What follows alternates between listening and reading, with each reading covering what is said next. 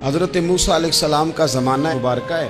ایک شخص نے اپنے کزن کو، اپنے چچا کے بیٹے کو، چچا زاد کو قتل کر دیا اور خود ہی اس کا مدعی بن کے حضرت موسیٰ کے پاس آیا کہ بتائیے جناب میرے اس بھائی کو کس نے قتل کیا ہے؟ حضرت موسیٰ نے ایک سادی سی بات کی، کیا فرمایا؟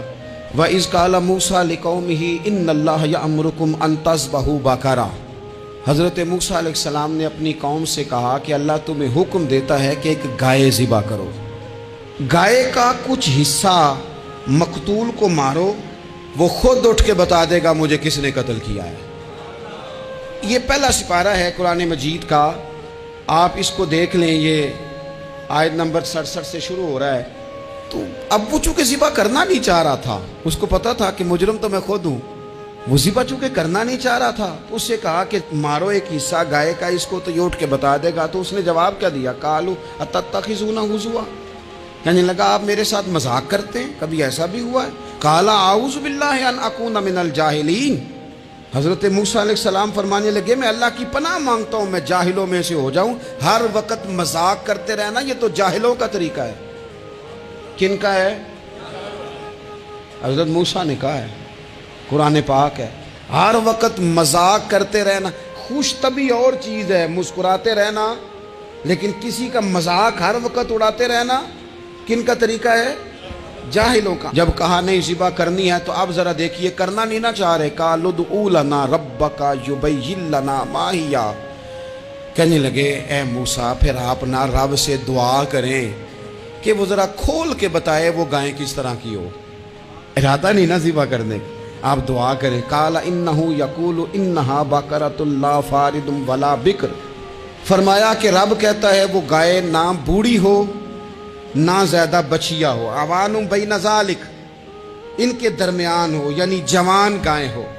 فافعلوا ما تؤمرون، کرو جس کا تمہیں حکم دیا جا رہا ہے۔ قالوا ادع لنا ربک یبین لنا ما لونھا، لو اگلی بات سن لو، کہنے لگے آپ دعا کریں رب سے کہ وہ کھول کے بتائے اس کا رنگ کس طرح کا ہو، رنگ بتائیں کس طرح کا ہو۔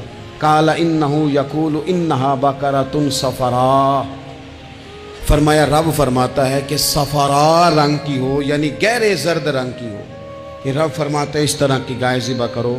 فاقع لونھا تسر الناظرین، اور جب کوئی اسے دیکھے تو اسے اچھا بھی لگے، آنکھوں کو اچھی لگے وہ گائے، اس طرح کی گائیں ذبح کرو۔ لو اتنی باتیں بتا دی۔ قالوا ادع لنا ربک یبین لنا ما ہی، کہنے لگے نہیں آپ پھر دعا کریں اللہ ذرا کھول کے بتائے گائیں کس طرح کی ہو۔ ان البقرۃ تشابہ علینا، ہمیں ذرا گائیں پر شبہ پڑ گیا ہے کس طرح کی ذبح کرنی چاہیے۔ وَإِنَّا انشاءاللہ لمہتدون، اگر اللہ نے چاہا تو ضرور ہم ہدایت پا جائیں گے۔ پھر اللہ تعالیٰ نے فرمایا کہ قال انہ یقول انہا بقرۃ لا ذلول تثیر الارض، گائیں اس طرح کی ہو کہ وہ کبھی کھیتی میں نہ چلائی گئی ہو، یعنی اس کو کبھی کام نہ اس سے لیا گیا ہو۔ بیل کو لوگ لگاتے تھے نا، جو کام آج ٹریکٹر سے لیا جاتا ہے وہ گائے بیل سے لیا جاتا تھا، تو وہ کھیتی باڑی کے کام نہ اس کو لگایا گیا ہو۔ ولا تسقی الحرث، اور نہ اس سے پانی نکالا گیا ہو، نہ کھیت چلانے ہل چلانے میں لگائی گئی ہو، اور وہ جو کنواں ہوتا تھا جس کے گرد گائیں گھومتی تھی، تو کہا وہ بھی کام اس نے نہ کیا ہو گائے نے۔ مسلمۃ لا شیۃ فیہا، وہ ہر عیب سے پاک ہونی چاہیے۔ قالوا الآن جئت بالحق، اب کہنے لگے اب آپ صحیح بات لے کے آئے، اب سوال ختم ہو گئے نا، کہنے لگے اب آپ بات فذبحوہا، انہوں نے ذبح کر دی۔ وما کادوا یفعلون، پر ایسا کرتے نظر آتے، لگتا نہیں تھا کریں گے ذبح پر ذبح۔ اچھا یہ گائیں پھر ملی کیسے؟ امام خازن کہتے ہیں کہ ایک نیک آدمی تھا، تو اس کا آخری وقت آ گیا تو اس کے پاس جو کل جمع پونجی تھی وہ ایک بچیا تھی، گائیں کی بچی، بچیا ویڑی، اس کے پاس وہ ایک بچیا تھی صرف۔ تو اس نے اس طرح کیا کہ اس کی گردن پر ایک مہر لگائی، اللہ کے نام پر بطور امانت اس نے اس کو جنگل میں چھوڑا، کہا یا اللہ میرا بیٹا ایک ہی ہے وہ بھی چھوٹا ہے، اس کی حفاظت کرنا اور میرے بیٹے کو پہنچا دینا۔ بچہ بالغ ہو گیا، اس کی ماں نے کہا بیٹا جو امانتیں رب کے پاس رکھوائی جائیں نا ان میں خیانتیں نہیں ہوا کرتی، جا کے جنگل میں آواز دے تیری گائے واپس آ جائے گی۔ اس نے جا کے جنگل میں آواز دی کہ وہ جو میرے باپ نے امانت رکھوائی تھی وہ کدھر ہے؟ وہ نشان لگی ہوئی گائیں دوڑتی ہوئی اس کے پاس آئی۔ واللہ خیر الرازقین، جب رب بندوبست کرے، جب اللہ بندوبست کرے تو پھر معاملہ اور ہوتا ہے۔ وہ گائے آ گئی۔ اب اس نے کیا کیا اس نوجوان نے کہ وہ گائے گھر لایا، ماں سے آ کے کہا کہ اماں یہ تو اللہ نے فضل کر دیا۔ ماں کہنے لگی پتر حالات ہمارے خراب ہیں، منڈی میں لے جا اسے بیچ دے، لیکن سودا میری مرضی کے بغیر طے نہ کرنا۔ کس کی مرضی کے بغیر؟ کس کی؟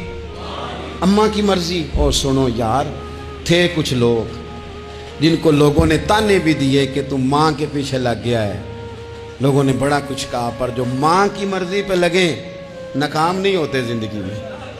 یہ دیکھو ماں کی مرضی پہ لگا۔ اس کی قیمت کتنی تھی گائے کی؟ بڑی مہنگی تھی، پر 3 دینار کی تھی۔ منڈی میں لے گیا، 3 دینار اس کی قیمت لگ گئی۔ تو ماں نے کہا تھا میری مرضی کے بغیر سودا نہ کرنا۔ اب بچے تو نہیں نہ مانتے، اماں کو کیا پتا باہر بزنس کیا ہے، لین دین کیا ہے، پر ماں نے کہا تھا میری مرضی۔ بندہ دے رہا ہے اسے 3 دینار، اس نے کہا جی میں نے طے تب کرنا ہے، ڈن تب کرنا ہے، پہلے اماں سے پوچھنا ہے۔ گھر جا کے اماں سے پوچھا، اماں کہنے لگی دے دے۔ واپس آیا تو اس نے کہا کہ میں 6 دینار دیتا ہوں پر میری شرط ہے، ماں سے نہیں پوچھنا۔ اس نے کہا تو 12 بھی دے، ڈن تب بھی ہونا ہے جب اماں نے کہنا ہے۔ وہ جب اس طرح کی اس نے گفتگو کی، واپس اپنی والدہ کے پاس گئے، کہنے لگے اماں سمجھ نہیں آتی، 3 دینار کی گائیں بندہ 12 میں خریدنے کو تیار ہے، شرط لگاتا ہے کہ اماں سے نہیں پوچھنا۔ تو والدہ کہنے لگی پتر پہلے اس سے جا کے پوچھ کیا وہ ہے کون؟ یہ کوئی روحانی معاملہ ہے، کوئی غیبی مدد ہے، پوچھ۔ اس سے جا کے پوچھا تو وہ کہنے لگا میں تو فرشتہ ہوں اللہ کا، تو نے گائیں بیچنی نہیں، اس لیے کہ تیرا باپ بھی نیک ہے، تیری ماں بھی نیک ہے، رب تیرے رزق میں برکت پیدا فرمانا چاہتا ہے۔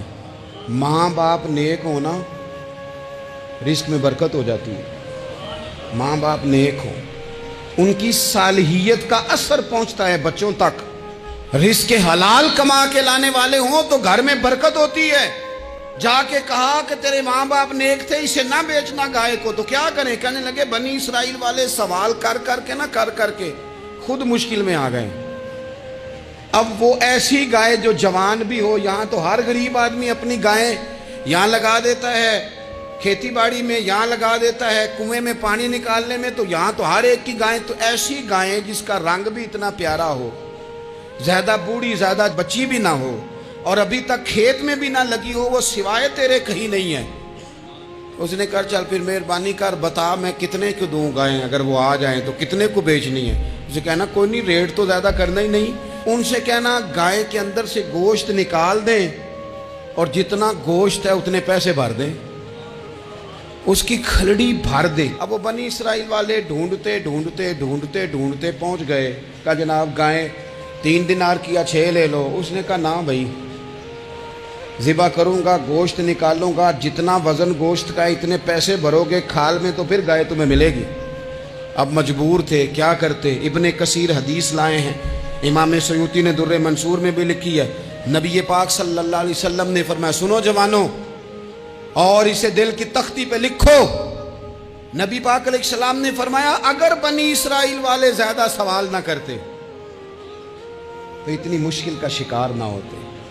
انہوں نے سوال اتنے کیے کہ چارہ نہیں ہے اب ان کے لیے، چارہ نہیں ہے اب ان کے لیے کہ یہ ادھر ادھر جا سکے، مجبوری بن گئی ہے، یہی گائے خریدنی ہے، یہی لے جانی ہے۔